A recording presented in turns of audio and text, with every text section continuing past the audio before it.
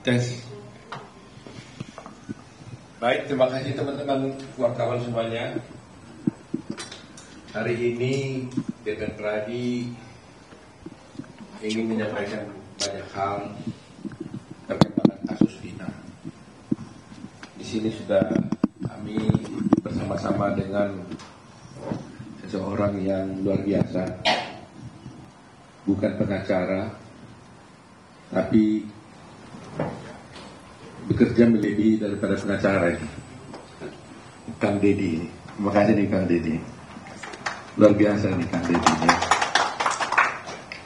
Saya bilang kalau dulu ada kasusnya Jessica Wongso, kalau Kang Deddy ada pada waktu itu mungkin sudah banyak bisa dituntaskan dalam kasus ini, karena Kang Deddy ini bertindak sebagai seorang lawyer, ya, seperti ya, bukan lawyer, seperti lawyer, dan juga seperti private investigator yang luar biasa. Teman-teman semuanya, kita sudah mengikuti perkembangan kasus Vina sedemikian rupa. Di media terjadi debat yang luar biasa. Ada yang mendukung si A, ada yang mendukung si B, ada yang mendukung si C. Ada yang mengatakan ada pihak penyidik yang salah, ada yang mengatakan pihak terpidana yang salah. Pradi mengambil posisi tidak mencari siapa yang salah dan siapa yang benar, tapi posisi yang kita ambil adalah kita ingin menegakkan kebenaran. Itu posisi yang Pradi. Itu sebabnya Pradi bekerjasama dengan Kang Deddy, dan di sini ada teman-teman saya, ada Pak Bendung, ya, ada Kang Yana, ada Pak Ruli Pengabdian dari Bandung, ada juga Pak Jutek ini yang selalu bekerja keras, ada Pak Duyanto, ada Bostam, ada Eli, ada Rilen, ada Asido ini ketua PBH Pradi Pusat, ya, Indonesia ini dia. Ada juga apa lagi? Ada Riri. Nah, ini Riri yang selalu pasti sudah sering kenal sama para wartawan semuanya. Jadi itulah yang posisi yang diambil oleh Pradi. Mengambil posisi untuk menegakkan kebenaran, karena kami kedatangan pada waktu itu, pada mulanya kami itu tidak involved dalam kasus ini karena ada beberapa pengacara yang sudah turun tangan. Tapi ketika keluarga daripada terpidana datang kepada kami melalui Kang Deddy, kami betul-betul sungguh-sungguh kaget dan luar biasa. Di mana akhirnya kami menemukan suatu, belum kesimpulan pada itu, tapi arahan lah ya, satu pendekatan yang saintifik kami lakukan.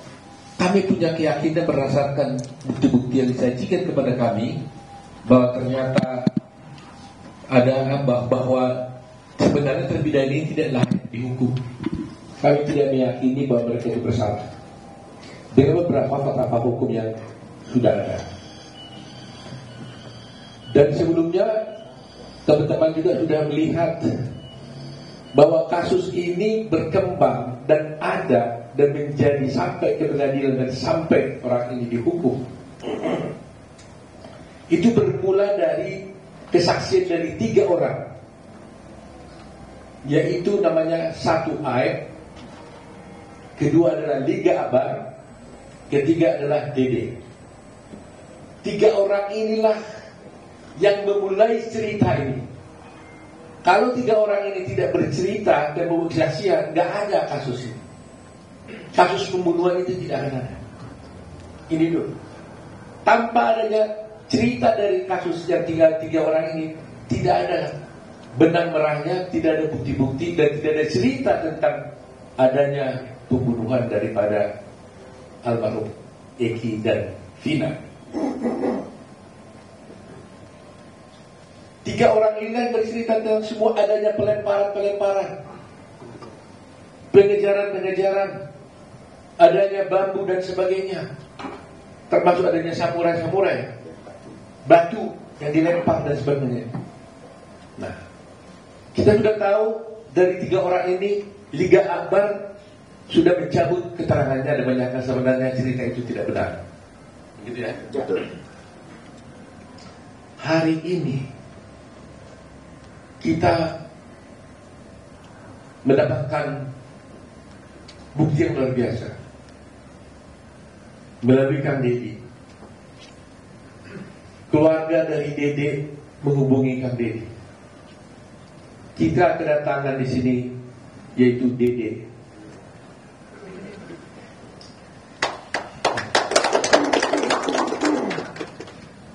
Kalau tidak ada Dede ini, tidak akan ada cerita pembunuhan Vina, almarhum Vina dan Eki. Tapi karena mereka inilah dulunya yang memberikan keterangan palsu, bersaksi palsu, maka akhirnya 7 terpidana itu dihukum. 8 ya. Mereka inilah yang bercerita seakan-akan ada pelemparan batu, seakan-akan ada kejar mengejar, seakan ada bambu, pelemparan batu, yang mengesankan bahwa ada akhirnya peristiwa pembunuhan terhadap almarhum Vina dan Eki karena kesaksian palsu mereka. Tapi berdasarkan keterangan yang diberikan kepada kami dan dia nanti bisa kita tinggal cerita bahwa dia ternyata melakukan perbuatan itu karena terjebak sama Aib. Di mana Aib mengajak dia ke kantor polisi yang tadinya dia tidak tahu tujuannya apa. Sampai ke kantor polisi, ternyata dia disuruh memberikan keterangan palsu. Dia diarahkan oleh Aib bersama-sama Rudiana. Nanti kita dengar keterangan sendiri. Untuk menceritakan suatu peristiwa yang dia sendiri tidak tahu dan tidak pernah ada. Kepadanya diberitahukan nama-nama daripada 7 terpidana ini, yang pada mulanya yang sebenarnya dia tidak tahu siapa ini 7 terpidana ini, karena dia juga tidak kenal dengan orang itu. Akhirnya dia bercerita tentang cerita-cerita yang sudah dikemas, diarahkan oleh Aib dan juga oleh Rudiana menurut keterangan dia. Nah, oleh karena itu, sebelum kami sampai kepada kesimpulan dan tanggapan nanti, agar tidak ini salah, kami mau tanya dulu kepada Dede di hadapan para rekan wartawan. Betul Dede? Bagaimana ceritanya? Bisa saudara cerita? Bagaimana ceritanya Dede sampai bisa bercerita tentang adanya pelemparan para itu? Saya tanya dulu biar berurut ya. Kamu kerja di mana Dede? Cucian mobil, Pak. Pada waktu itu ya, ini pada waktu 2016 ya, cucian mobil, ya. Udah berapa lama kerja di sana? Kurang lebih 1 bulan. 1 bulan. Pada tanggal 27 Agustus 2016, kamu berada di mana? Posisi tidak masuk kerja, Pak. Tidak masuk kerja? Tidak. Karena apa? 27 Agustus saya masuk kerja, Pak. 27 Agustus masuk kerja. Kemudian tanggal 28 Agustus? 28 Agustus saya masih masuk, Pak. Masuk. 29? Masuk, Pak. Masuk ya. Kemudian saya mau tanya, kamu kenal nggak 7 terpidana itu? Tidak kenal sama sekali, Pak. Ya. Muka pun saya tidak kenal, nama tidak kenal. Muka tidak kenal, nama tidak kenal. Sama sekali tidak kenal. Sama sekali tidak. Ya. Kapan kamu bertemu dengan Aib? Ya pada saat itu, Pak, kerja di kerjaan, saya mengenal Aib di kerjaan. Oh, Aib itu juga bekerja sama kamu di situ. Nah, coba ceritakan bagaimana ceritanya Aib mengajak kamu ke kantor polisi. Awal mulanya malam, Pak. Aib menelpon saya dan mengajak saya ke Polres. Tanggal 2 September. Tanggal 2 September. Malam hari. sekitar jam 7-an. Saya antar lah, saya mikirnya kan orang rantauan Pak. Karena nggak tahu daerah situ, saya antar ke Polres. Nah setelah dalam Polres saya tanya, mau ngapain di sini? Katanya buat keterangan saksi anaknya Pak Rudiana yang meninggal.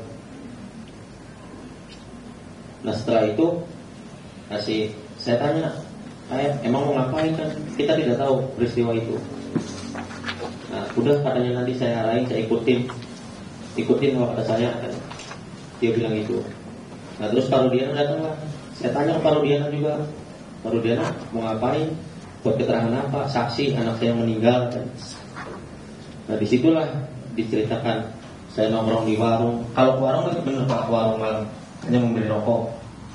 Cuman ada segerombolan anak nongkrong, pelemparan batu, bambu, pengajaran, segerombolan motor ada di situ. Sebenarnya nggak ada Pak.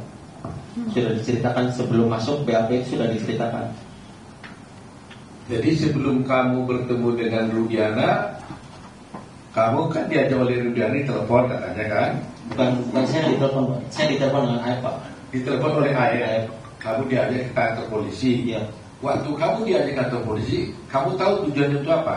Belum tahu Pak. Saya nanyanya pas sudah masuk Polres Pak. Di dalam. Apa katanya waktu kamu diajak ke kantor polisi? Ya saya tanya pas di dalam, mau ngapain sih? Buat jadi saksi anaknya Pak Rudiana. Enggak, sebelum. Oh saya nggak pernah nanya Pak. Nggak nanya Pak. Oh, nggak ada. Oh, antar saya ke kantor polisi gitu. Oke, setelah kantor polisi, apa yang terjadi? Ya saya tanya, buat mau ngapain di sini? Buat keterangan saksi kan? Saksi siapa? Pak Rudiana yang anaknya meninggal. Oh, itu kata Aep. Iya. Nah, kemudian kamu bertemu dengan Rudiana di mana? Di situ juga? Di situ juga. Saya tahu Rudiana pun saat di situ. Oh, kamu kenal Rudiana saat di situ? Saat di situ. Waktu dia pakai baju apa dia? Baju preman atau baju preman sih Pak? Baju biasa. Baju polisi. Apa? Dikenalkan sama Aep siapa ini gitu? Iya, dikenalkan sama Aep. Ini Pak Rudiana. Nah, dikasih tahu ini Pak Rudiana, ini Pak Rudiana. Apa lagi? Bapaknya Eki. Diberitahu nggak dia polisi? Diberitahu Pak. Dia polisi. Ini polisi. Gitu. Polisi. Jabatannya diberitahu pada waktu itu? Diberitahu intel narkoba katanya Pak. Oh, intel narkoba katanya. Diberitahu gitu ya? Diberitahu. Nah, lantas apa kata Aep kepada kamu? Ya saya bilang ke Pak Rudiana juga pada situ, Pak, buat jadi saksi apa? Anak saya meninggal katanya. Nah, sedangkan saya tidak tahu kejadian itu. Dan saya pun tidak kenal nama-nama dan muka, dan peristiwa itu emang tidak tahu sama sekali Pak. Nah, terus apa kata Rudiana? Kata Aep Rudiana, dia bilang Pak, ya udah ntar saya kasih tahu katanya. Ya setelah dikasih tahu, pada saat nongkrong di situ, pada saat ke warung ada orang segerombolan nongkrong, terus melihat pelemparan batu kepada anaknya Pak Rudiana. Nah, terus dilempar batu itu tidak kena, terus pengajaran membawa bambu. Nah terus setelah itu ya tidak tahu kejadian itu lagi Pak. Setelah pengajaran tidak tahu. Sudah sampai situ doang. Tadi kan kamu ceritakan bahwa kamu diarahkan oleh Aep dan Rudiana. Saya mau lihat peran masing-masing. Aep ngomong apa, Pak Rudiana ngomong apa? Aep ngasih tahu, bilang aja ya ada segerombolan orang di situ Pak. Baik. Terus Pak Rudiana? Pak Rudiana ngasih tahu masalah motor sama nama Pak. Sama nama? Iya, motor dan nama. Saya tahu dari Pak Rudiana, dikasih tahu sama Pak Rudiana. Oh, nama-nama pelaku. Nama-nama pelaku. Iya. Apa katanya waktu itu? Kan saya bilang saya nggak kenal Pak nama-nama pelaku. Muka pun nggak kenal. Terus kata Pak Rudiana, ya udah ntar saya kasih tahu nama-namanya pelakunya. Oh, dikasih tahu? Dikasih tahu. Masih ingat kan nama-nama itu? Nggak ingat Pak siapa. Oh, tapi nggak mengingat soalnya kan nggak kenal Pak. Oh, nama pun pas saat di situ kan dikasih tahu Pak. Tapi di situlah diberitahu, katakan gini aja katanya. Iya. Nah, sekarang setelah diarahkan oleh Aep dan Rudiana, lantas siapa yang melakukan buat BAP-nya? Mereka Rudiana juga? Bukan Pak. Oh, bukan. Siapa? Ya penyidik di situ Pak. Oh, penyidik. Di situ. Jadi kamu diarahkan oleh Aep dan Rudiana dulu, ya. Setelah itu baru di BAP oleh penyidik yang lain. Ya. Oh. Jadi penyidik yang lain ini nggak pernah mengarahkan kamu lagi dong? Nggak pernah Pak. Yang mengarahkan justru di si Rudiana dan lainnya gitu. Sebelum masuk itu Pak. Ya karena memang selalu terjadi begitu kan, yang mengukuli dengan yang menyidik kan selalu beda. Supaya yang menyidik, kalau upaya menyidik ditanya pernah kamu dipukuli penyidik, pasti nggak pernah mengukuli, tapi dipukuli dulu sebelum jadi luar. Kira-kira begitu cerita-cerita film yang kita nonton lah gitu ya. Ya, kira-kira begitu ya. Dan ini sekarang diarahkan oleh ini. Jadi penyidiknya tidak pernah mengarahkan, tapi sudah diarahkan oleh Parudiana dan AR. Begitu ya. Nah, kemudian setelah itu terjadi di BAP. BAP seperti biasa Pak. Ditanya aja ya. Ditanya. Kau ceritakan seperti yang diarahkan itu. Seperti yang diarahkan sebelum masuk ya. Saya mau tanya, kenapa kau mau? Sebenarnya hati saya sebenarnya nggak mau Pak. Kan saya juga sudah bilang Pak, saya tidak tahu kejadian itu sama sekali dengan AF dengan Pak Rudiana. Nah pada saat itu kan saya rakyat kecil Pak, saya nggak ngerti hukum, sekolah pun saya hanya SMP. Ya saya merasa takut Pak, sudah dialami. Saya bisa apa di situ Pak? Ya tapi kan namanya kan kamu kan tuh merasa berbuat, kenapa nggak nolak aja? Apa kamu diiming-iming? Tidak ada sama sekali Pak, diiming-iming. Enggak, tidak ada sama sekali. Tapi kok kan orang bertanya, kok semudah itu kamu langsung diajak ini langsung kamu mau gitu? Kenapa? Maunya pun kan karena tidak tahu bahwa mau ke situ kan diberi buat kesaksian anaknya Pak Rudiana Pak. Mungkin kalau saya tahu, ayah ngasih tahu sebelum masuk Polres, saya nggak mau Pak. Ya tapi setelah di dalam Polres, terus kenapa jadi kamu mau? Karena takut Pak. Takut sama siapa? Ya takut karena sudah di dalam Polres itu Pak. Loh kenapa? Kalau di dalam Polres kenapa banyak? Ya karena saya nggak ngerti hukum. Loh iya, karena Polres apa? Ada kamu dipukul nggak? Enggak sih Pak. Apa karena Pak Rudiana polisi itu? Nah iya, bisa jadi Pak. Macam bisa jadi, ya benarnya di mana? Ya emang karena polisi Pak, saya takut. Jadi berarti kamu merasa takut, ya, merasa takut karena sudah berada di kantor polisi, ya. Karena kamu diminta oleh Pak Rudiana ke polisi, ya. Kamu ikutin aja. Ya. Nah waktu itu kamu tahu lah akibatnya itu waktu itu ya? Saya tahu Pak akibatnya. Pasti tahu saya. Ya setelah di BAP pun kan saya ngomong ke F Pak. Ya. Saya bilang ke F, kenapa membuat kesaksian seperti ini kata saya. Kan bakal berat ke depannya. Udah katanya saya kesal sama terpidana itu Pak. Kata ayah. Iya. Kenapa? Karena pernah dipukuli Pak. Oh, si ayah cerita bahwa dia pernah dipukuli oleh warga sekitar di situ Pak. Oh, ayah merasa apa? Dipukuli oleh warga situ, bukan oleh terpidana. Iya, ada terpidananya. Ada terpidananya. Ya. Jadi merasa kesal ya, merasa kesal sehingga diarahkan. Gitu. Ya, beda. Nah, kamu diperiksa itu di mana? Di Polres mana itu? Polres Cirebon. Polres Cirebon. Nah, setelah di Polres Cirebon, apakah kamu pernah juga diperiksa di Polda? Tidak pernah sama sekali 2016 Pak. Hah? Tidak pernah. Tidak pernah. Tetapi di sini kita lihat ada berita acara kamu juga ada di Polda. Jadi di sini ada wartawan kita lihat ya. Ini ada berita acara di sini di Polres dan juga ada acara berita acara di Polda. Tapi dia merasa kamu tak pernah tanda berita acara yang di Polda tidak pernah Pak. 2016 saya tidak pernah. Di Polda kamu tidak pernah tanda tangan berita acara di Polda. Di BAP pun tidak pernah. Kesana pun tidak pernah. Kamu kok tahu di mana Polda? Tidak tahu sama sekali Pak. Sampai sekarang kamu tidak tahu Polda? Tidak tahu sampai sekarang pun istilahnya tidak tahu Pak. Yang sekarang 2024 mah udah Pak. Cuman kan kalau jalan tetap saya nggak pernah Pak. Nggak, artinya yang sebelum tahun 2004 itu kamu tidak pernah ke Polda? Tidak tahu Pak sama sekali. Tidak tahu ya? Tidak tahu. Soalnya di sini ada berita acara kamu di Polda pada tanggal 23 November. Itu nggak ada ya? Nggak ada Pak. Nggak pernah terjadi. Jadi ini kalau begini ada parah begini ini, seperti yang kamu lihat di sini ini, tanda tangan ada nggak itu? Tanda tangannya pun agak beda Pak. Kamu nggak pernah tanda tangan ini? Iya, disamain sama yang 2016 di Polres itu Pak, beda Pak. Oh gitu. Tapi kamu intinya kamu tidak pernah tanda tangan. Dan di sana pun tidak pernah Pak. Di BAP pun di Polda tidak pernah 2016. Baik. Hanya di Polres Cirebon. Saya mau tanya lagi. Kamu pernah disumpah nggak oleh polisi? Tidak pernah sama sekali. Hah?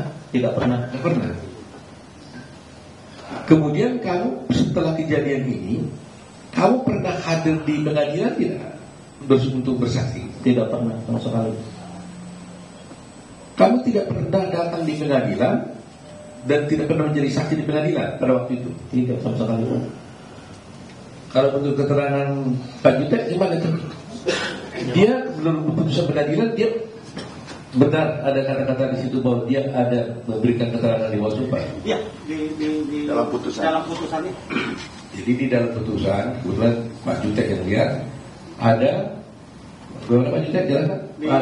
Ada Memberikan keterangan di bawah sumpah. bahwa DD ini memberikan keterangan di bawah sumpah. Ya. Ada dalam putusan. Ada. Padahal dia sendiri tidak pernah datang di pengadilan dan tidak pernah memberikan keterangan apalagi di bawah sumpah. Begitu ya Pak? Iya. Nah, nah ini menjadi, jadi ini yang menjadi masalah kita ini. Jadi di pengadilan pun ada putusan menyatakan dia adalah memberikan keterangan di bawah sumpah, padahal dia sendiri tidak pernah datang ke pengadilan apalagi bersumpah. Saya mau tanya, kok kamu gak datang ke pengadilan? Kenapa kamu diberi berita acara di Polres? Iya Pak. Apa kamu gak dipanggil pengadilan? Dipanggil Pak. Ada surat panggilannya datang ke Oh ada? Ada. Terus kurang gak datang? Nggak datang Pak karena takut. Cuma saya nanya Pak, pas surat datang, saya nanya ke Pak Rudiana, Pak ini gimana? Ada surat panggilan dari pengadilan, udah katanya nggak usah datang, biarin aja. Jadi ada panggilan dari pengadilan kepada kamu untuk melakukan tugasmu sebagai warga negara bersaksi di pengadilan, tapi kamu dilarang oleh Pak Rudiana. katakan bagaimana rasanya? Tidak, Pak, ada surat pengadilan datang, kata saya. Bagaimana ini? Nah kata Pak Rudiana, udah nggak usah datang, katanya, biarin aja. Jadi Pak Rudiana menurut dia itu tadi menyuruh tidak usah datang ke pengadilan. Ya. Jadi sekali sudah tahu tuh pasal apa yang dilanggar itu kalau seperti itu kan, melarang orang tidak datang ke pengadilan, padahal itu adalah kewajiban hukum dia. Tapi Rudiana menang tiba-tiba. Saudara tahu kenapa kamu dilarang datang ke pengadilan? Tidak tahu Pak, hanya bilang itu saja. Oh hanya bilang itu saja. Jangan datang, tidak perlu datang ke pengadilan.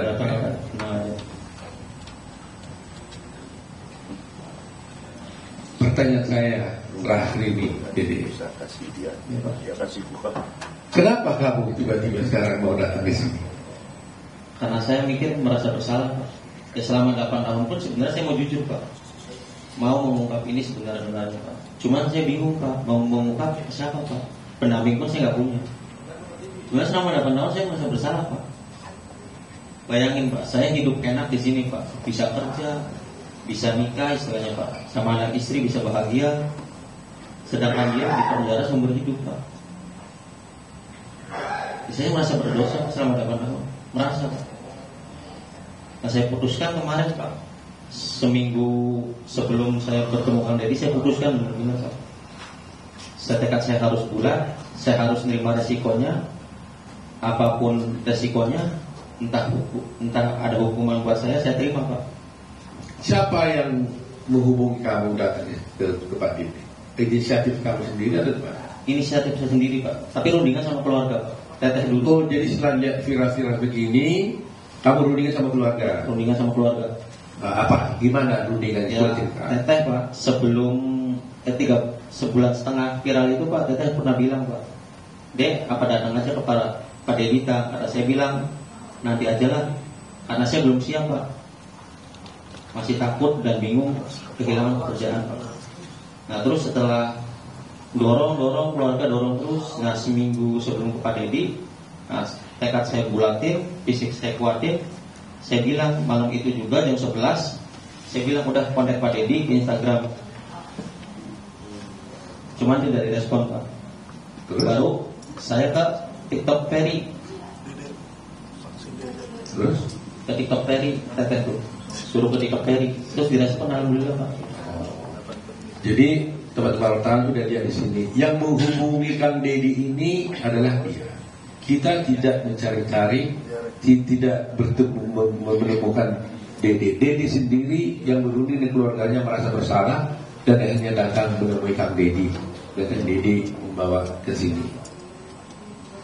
Pokoknya saya tegaskan, intinya saya keluar itu bukan dicari dengan Pak Deddy, bukan ada yang dari luar menyuruh saya. Karena ini inisiatif saya sendiri, merasa bersalah. Dan keluarga, ada dorongan dari keluarga, udah selebihnya nggak ada lagi. Dede, Ya. Kamu kan tadi mengaku sudah bersalah melakukan memberikan keterangan palsu dulu atas arahan daripada Aep dan juga Rudiana. Ya, kita juga pernah melaporkan kamu juga. Ya. Iya kan? Tapi sekarang kamu datang mengaku bersalah. Kamu tahu risikonya ini? Kamu Tahu Pak, sangat tahu resikonya. kamu tahu bahwa kamu bisa dipenjara gara-gara pengakuanmu sekarang ini? Tahu Pak, saya siap resikonya Pak.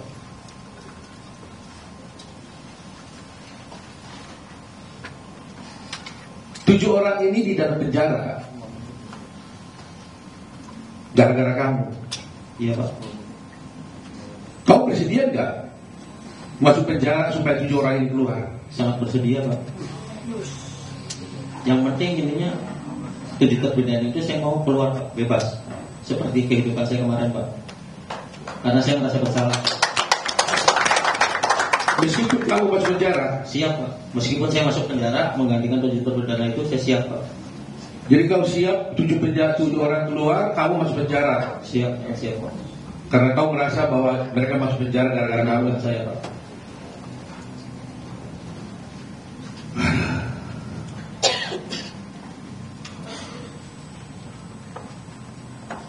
Terima kasih ya Dede ya. Sama-sama. Walaupun kamu ini sudah berbuat salah, tapi Tuhan menolong bahwa kamu bisa dibuka hati pikiranmu untuk menegakkan kebenaran. Kalau kamu tidak bisa datang di sini, bayangkan mereka itu akan ada di sana seumur hidup. Seumur hidup. Semula keluarganya bukan teraniaya semua. Dan keadilan menjadi tidak tercapai.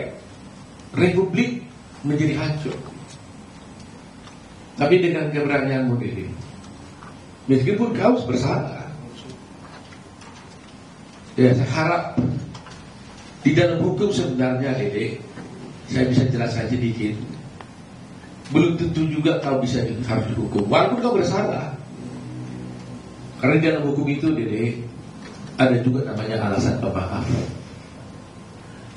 ada alasan pembenar, ya. Ada alasan penghapus untuk pidana dan sebagainya. Mudah-mudahan hakim nanti, kalau kamu harus diproses, ya, karena hukum ini kan ada yang formal. Formalnya kamu bersalah memberikan kesaksian palsu di pengadilan, akhirnya orang dihukum, akhirnya dihukum sampai seumur hidup. Apakah nanti pokoknya dengan pengakuanmu itu mereka jadi bebas, kau tetap harus diproses pidana? Saya tidak bisa katakan apa-apa, tergantung kepada kepolisian dan juga pada pengadilan apakah memberikan hukuman pada kamu. Tetapi karena keberadaan untuk berbuat baik, untuk bertobat, menyatakan kebenaran, kami tetap dari kerajaan bela kamu. Supaya jangan ada yang takut untuk bertindak menyatakan yang benar. Jangan ada yang takut. Seperti Dede, berbuat salah tapi bertobat, mengaku bersalah. Mudah-mudahan ada alasan pemaaf buat kamu, ya, yang diberi oleh hakimnya. Jadi sekali lagi ya, berani kamu ya. Berani Pak. 7 orang keluar, kamu masuk penjara menggantikan mereka. Iya Pak. Intinya saya keluar, dengan 7 perdana itu saya keluar. Ya, mudah-mudahan mereka keluar. Nanti saya lebih senang Pak. Mudah-mudahan mereka keluar, kamu juga nggak perlu masuk penjara. Amin. Tapi saya serahkan kepada hukum dan keadilan. Kita ada dia, terima kasih dia. Kan Dedi ini hatinya apa ya? Nggak tahan nih Bang Dedi dulu. Dengan mata begini, kita para lawyer hati kita sudah berkali-kali sering digini. Jadi sampai air mata kita udah habis. Karena kita sudah sering melihat kejadian-kejadian seperti ini. Belum kita sudah lihat tragedi bagaimana Jessica Wongso, sekarang Dedi. Saya nggak tahu masih akan ada lagi nggak kasus lain yang bisa terbuka seperti ini. Tapi terus terang aja terima kasih ya kepada para wartawan semuanya.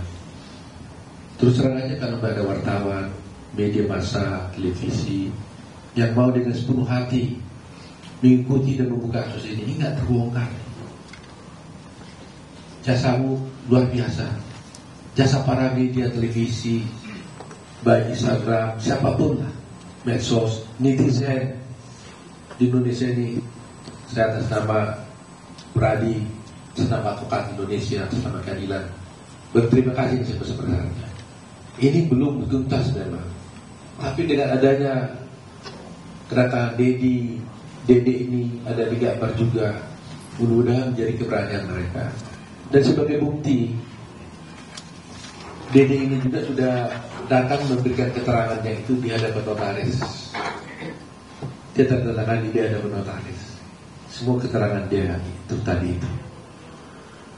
Jadi kita lihat Dede datang bertemu dengan Kang Dedi bukan karena disari oleh Kang Dedi, tapi dia sendiri yang berunding dengan keluarganya, merasa bahwa dia bersalah, menghubungi Kang Dedi. Ya, dan ini kita ajak ke notaris juga itu atas sukarela dia membuat keterangan ini. Betul ya, Dede ya. Artinya dia firm, yakin betul. Nah, mari kita rakyat Indonesia menilai apakah keberanian Dede ini tetap harus kita hormati. Di satu pihak nanti akan ada polemik. Di satu pihak dia sudah bersalah, tapi dia di satu pihak dia sudah menjadi pahlawan untuk bisa membongkar kasus ini. Mari kita dukung Dede. Mari kita doakan Dede. Kita kuatkan hatinya supaya kasus ini bisa terbuka. Dan kepada Kapolri, terima kasih Pak Kapolri karena sudah menugaskan kemarin saya lihat ada Bapak Resri, Irwasu, Propam tuntahan kasus ini. Mari kita sama-sama membongkar kasus ini untuk tegaknya hukum dan keadilan.